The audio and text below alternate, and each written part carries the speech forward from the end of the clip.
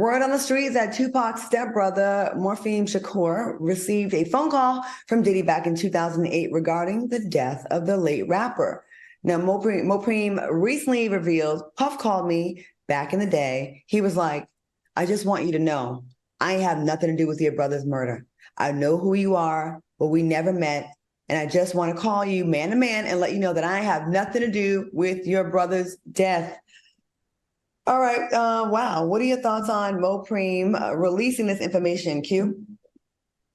I mean, it's honestly and truthfully, it's useless information, right?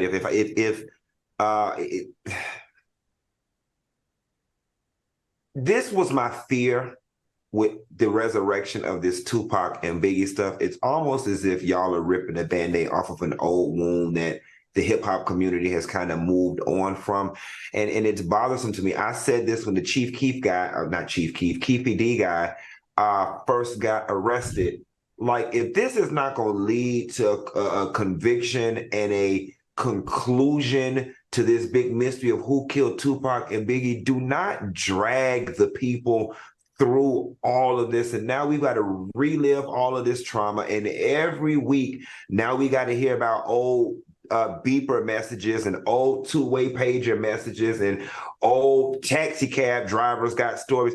First and foremost, I didn't even know Tupac had a brother. So, I mean, Mr. Mopreme, I ain't never even heard of this man. I guess that's probably the most newsworthy thing in this story to me is the fact that Tupac even had a brother. But miss me with the useless information. All right, he called you and said, what are we supposed to do with this? Okay. All right. Al, what do you think? Not me. I'm loving it. I'm loving every second of this. Before I talk about that, though, I do want to tell the soulmates that Keefe D's arraignment has been postponed. We know he was supposed to be back in court this week, but it has been postponed. And keep your eyes and ears open on when we will see that arraignment. Now, as it relates to this story, let's be clear. Diddy was not just calling Mopreme